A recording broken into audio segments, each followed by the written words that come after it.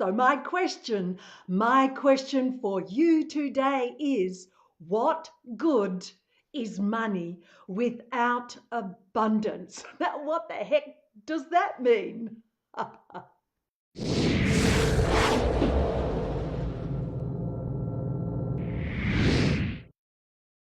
Well, yes, it's an intriguing question, and it's one that intrigued me when I read about this not that long ago, just a few days actually, especially at this time of the year.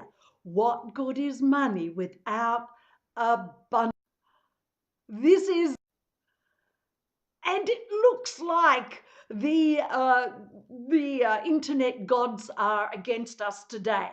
But guess what? I am going to push on because this is such an important topic. What good is money without abundance? Victoria Rose, the Queen of LiveStream.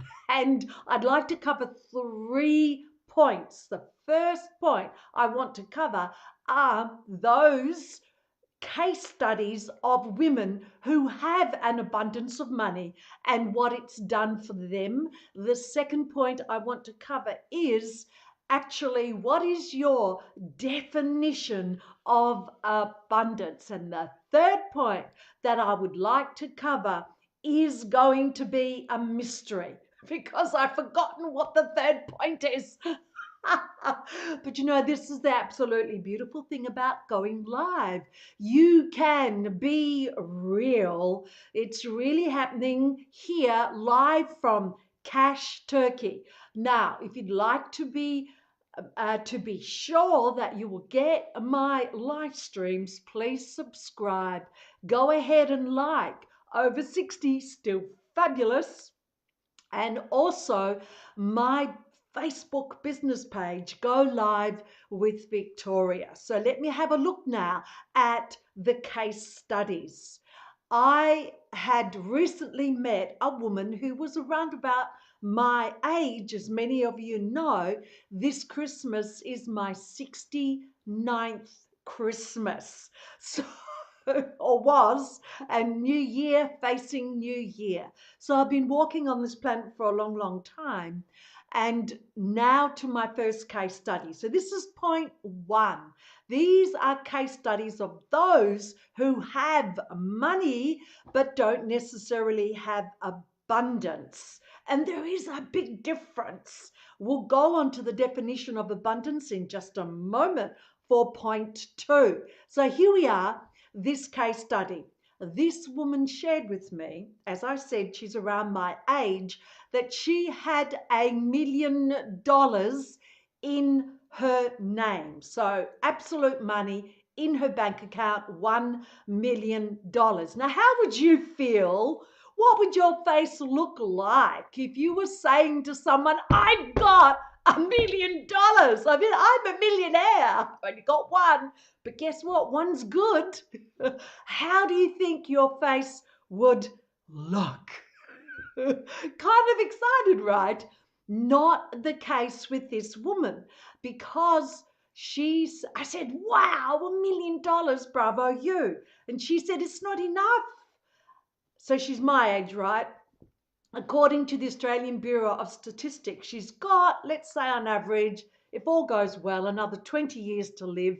I poo-hoo that. I think we've got much longer, especially if we look after ourselves. So let's give her another 10 years. She's got 30 years left to live, and she's saying that $1 million is not enough to live on for that time frame at her age, which was just over 65 years old. I mean, gosh, wow, there's no abundance happening there. So even if your definition of abundance is about the money, it's not happening with her. Here's the second one. I want to share the case study, and that is a woman who would not disclose her age, but she would have to be probably 20 years older than me, 15 to 20.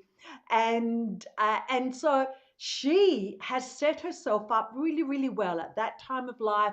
She owns her own home in a well-to-do suburb in Melbourne, Australia. She has 4 rental properties that she gets 450 Australian dollars from each week for each of the 4 properties. And she has also property down on the ocean as well. So she's got a beach shack.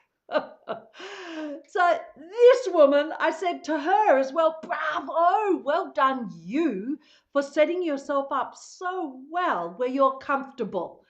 Now, if you had 4 rental properties bringing you each $450 each week, that's a lot of money, right?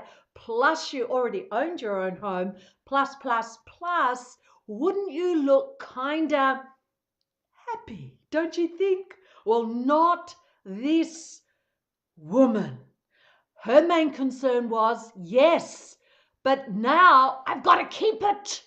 I've got to grasp onto it and keep it and stop that money from slipping through my fingers. So there we have it. I've given you 2 examples where what good is money without abundance, even though both of those examples, and you would know more, you would know people who have the money, who have worked hard for it or won it or inherited it, whatever the story is, but they lack abundance in their lives. So let's go to the second point. And the second point is, what is your definition of abundance? So replay viewers, it would be really cool if you could put in your definition, and I mean your true definition now, of abundance. In Western societies,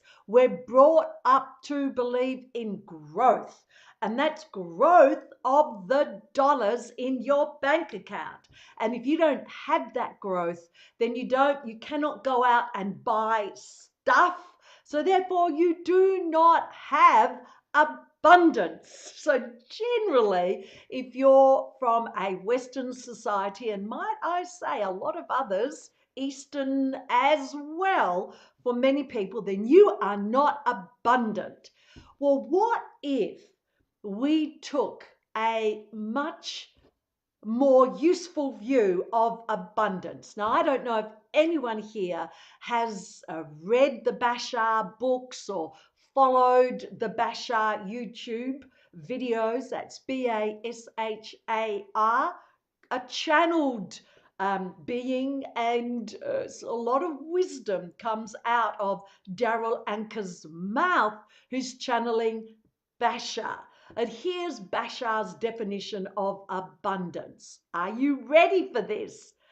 The ability to do what you want to do when you want to do it. I like that. So the ability to do what you want to do when you want to do it. Now, that's kind of cool, right? Because there's no mention of money there. Now, hang on. I'd be the last one to say that money isn't important. Of course it is. You have to pay the bills sometimes on time. But what is this big deal about only thinking of abundance in terms of how much money you've got to live on, where there's more month than money? Anyone had that happen? I know I sure have in my lifetime. So what if we looked at our definition of abundance? And now for the third point, which I've remembered now.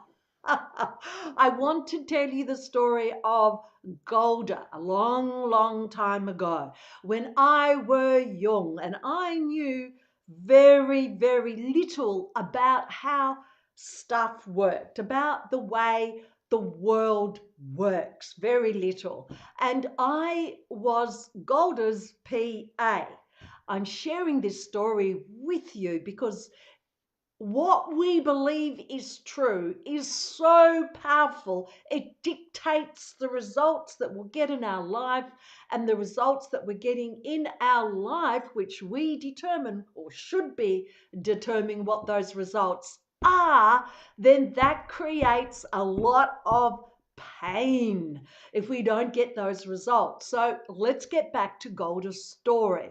Now, I do have to thank Golda. Golda was the first really strong person in my life as a woman who led me into looking outside of myself, looking to other ways to get wisdom. And I'd already started that journey. But Golda certainly, as my boss, I became her sounding board, and all those courses that she paid multiple thousands of dollars to attend, she would bounce them off me. So I learned a lot from Golda. But here's the tragedy of Golda. So her dad died. He had a successful engineering business, and Golda got that engineering business. So here she was, very capable woman. There's no doubt about that. And she was now running her father's successful engineering business. What's the point to this story?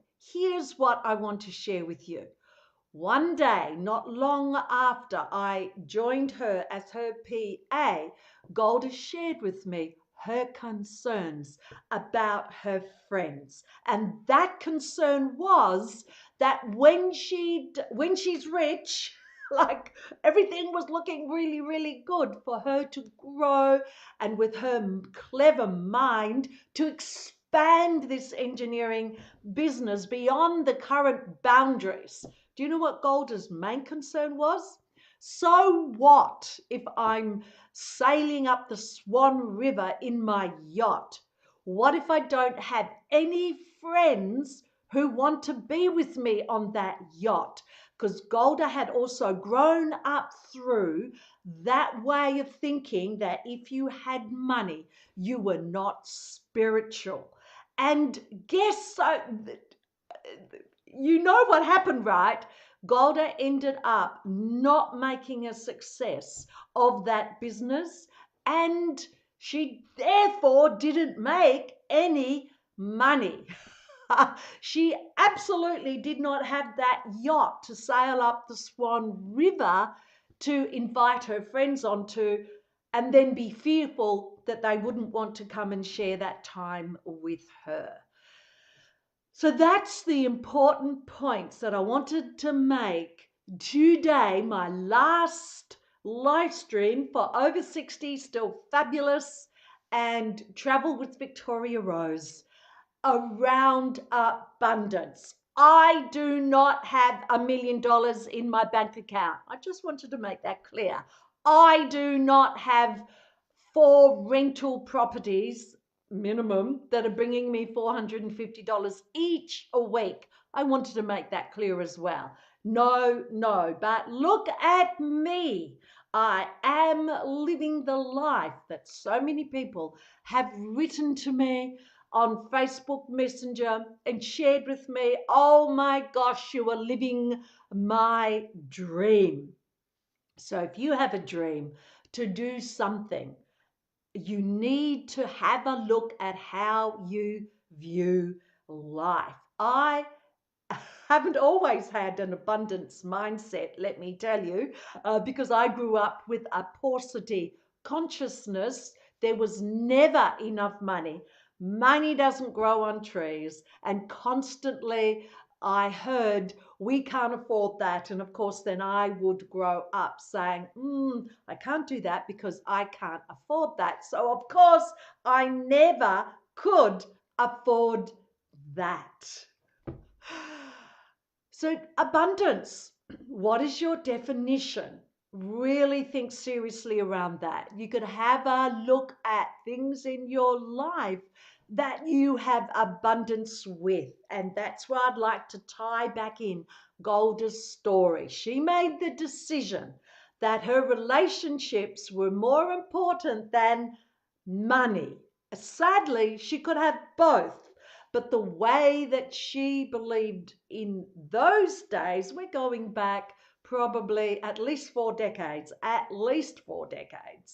Looking back in those days, there was a strong belief that you could not be a spiritual person, a person deserving if you had money. So thank you for watching my last live stream, replay viewers, for 2018 for over 60, still fabulous. I'll be back in the new year and I'm continuing my journey around Turkey. I'm moving on to a new location in the new year. I'm actually moving to 3 new locations and I fly out of Istanbul on the 1st of February to start a whole new adventure in Italy. Oh, I love Italy. Back to the coffee. So my message to you, Victoria Rose, Queen of Livestream strategist. What is my message to you? Be open. Be open to different definitions of abundance. It's no good having money if you are so afraid of losing it. You are like a pauper then, because money is energy and energy does need to move. And I know what you're thinking. I'd like more of this energy into my life, Victoria. There seems to be an awful lot going out. Look at your definition of abundance. So be open, be bold, step into, especially in the new year, step into a new way of looking at abundance. And do you have a dream that you have not done anything with, and you've had that dream for so long? What if you decided that 2019 was the year for your dream? And be you. You know, not everyone likes you, and thank goodness not everyone likes you. And not everyone likes me. I know that's hard to believe. But yes, not everyone likes me. And that's good, because my message is not for everyone. So thank you for joining me today. Thank you to the replay viewers, and I'll be back next year.